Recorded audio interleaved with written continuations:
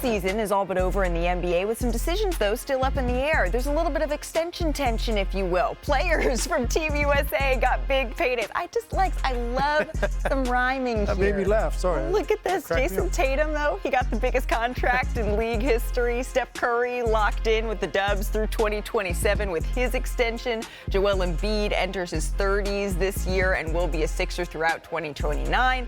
And then Bam Adebayo got the largest deal in Heat history done. An impressive summer for some gold medal winners. But we can't forget about the Knicks, right? And Jalen Brunson, he took that extension a year early. In doing so, remember, he saves the Knicks over $100 million to help build out that roster, and that move helped allow New York to be aggressive, go get Mikal Bridges, Karl Anthony Towns. But there's some really big names that are still eligible for some big extensions prior to the season, including, you can see here, Kevin Durant, who can add 1 year to his deal, Jaren Jackson Jr., Mikal Bridges, who can add a few more years, Aaron Gordon, who has until June 30th for his deadline. So that brings us to players that have until the 21st to agree to a new deal. As we say hello to our senior NBA insider, Shams Charania, our front office insider, Bobby Marks. Shams, I want to start with you here because we just saw a ton of star power that is extension eligible until Monday. The clock is ticking. So what is the landscape for getting those deals done for these veteran stars? Let's start first with the future Hall of Famer, Kevin Durant. He is extension eligible, but I'm told there will not be an extension there for Kevin Durant. He has 2 years left on his deal. A lot of that has to do with what you just said. He's only eligible for a 1 year, $60 million extension this offseason before Monday's deadline, whereas next summer he's going to be eligible for a 2 year, almost upwards of $120 million extension. And so that's really where Durant and the Suns' focus has been. They've both been focused on getting a deal done in a 2 year range, not that 1 year extension. Kevin Durant has expressed publicly and privately how much he loves Phoenix. The Suns obviously want this iteration of the team to work, and they're all in on this season, just like Kevin Durant is. On the other hand, Aaron Gordon in Denver, that is an extension to keep an eye on potentially. I'm told both sides are in active conversations. Jamal Murray is locked in. Michael Porter Jr. is locked in. Nikola Jokic is locked in. Now there's a lot of pressure on Denver to extend Aaron Gordon. He has a player option for the 2025 offseason.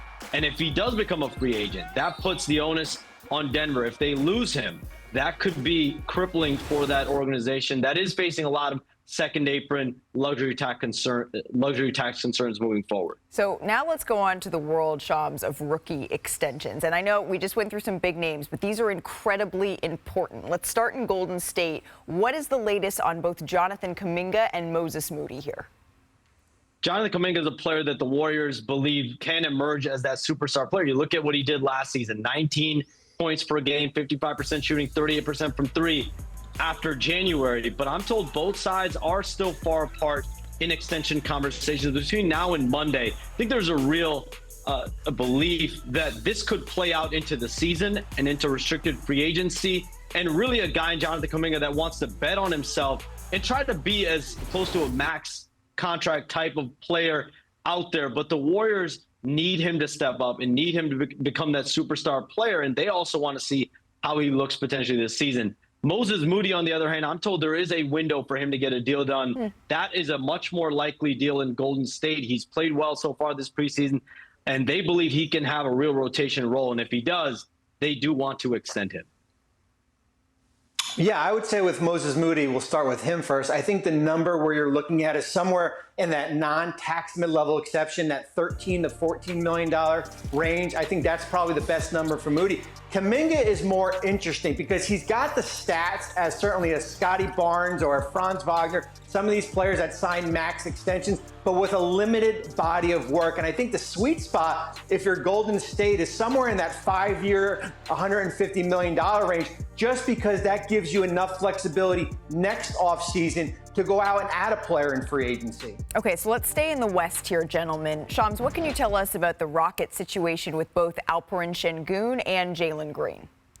The Rockets front office and both Jalen Green, Alperen Şengün, their camps, they've had productive conversations, resourceful conversations. But at the end of the day, both players have belief, and obviously in their play and their production last season and what their ceiling could be, that they are maximum contract type of players potentially down the line. So the Rockets will present and have presented both players with deals that does bring some level of stability. right now. But if both players want to bet on themselves and play it out into the year, into restricted free agency, that's really the tug and pull right now. These players that are up for extensions, there's not a max contract on the table right now. If there was, there would have been an extension signed. So I think between now and Monday, you're going to see a level of stability in these contract offers. But at the end of the day, both players will have to make determinations. Will we want to secure those deals or wait until restricted free agency?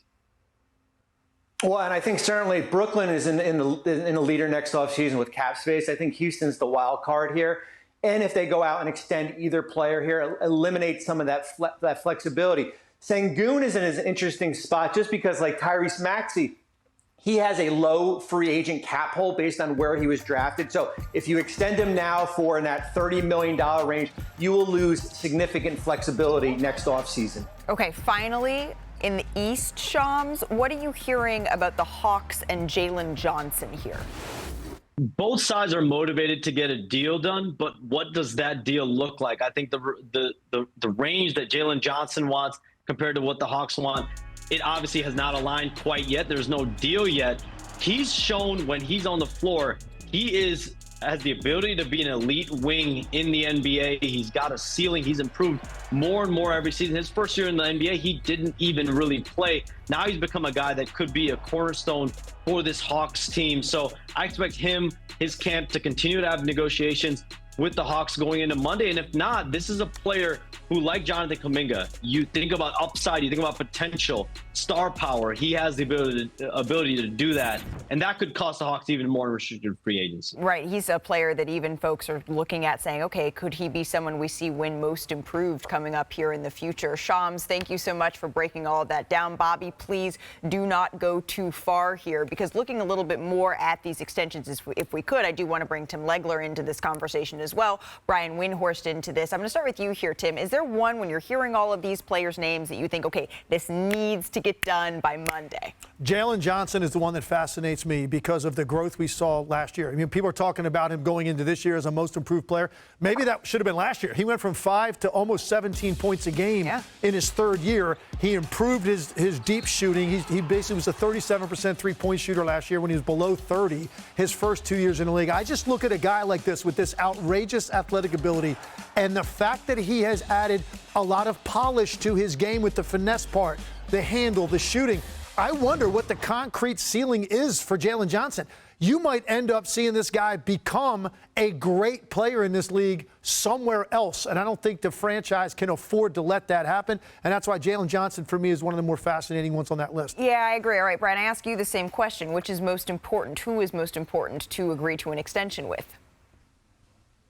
Well, it depends on how you want me to answer this, Malika. I guess the league is watching Jonathan Kuminga, because if the Warriors extend Kuminga, he's almost certainly not going to be traded. And if they don't extend him, his chances of being traded increase exponentially. But if you're asking me which is the most important to extend, I would say none of them, because the market next summer is not going to be very friendly to free agents, especially restricted free agents. And right now, I'm not sure teams are feeling like they need to compete against themselves in this market. So I think teams are kind of holding the line right now, and I'm not sure how many extensions we're going to see by Monday. I think, Malika, we're going to see the fewest extensions since 2018. I think we're going to see, right now we've got 4 extensions already.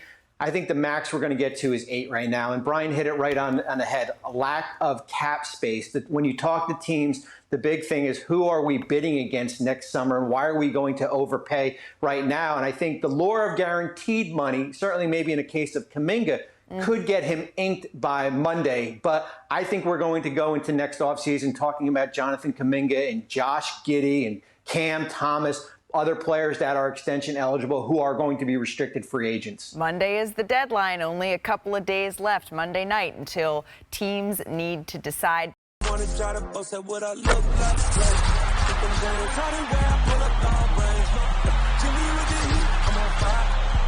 It's 88 over here.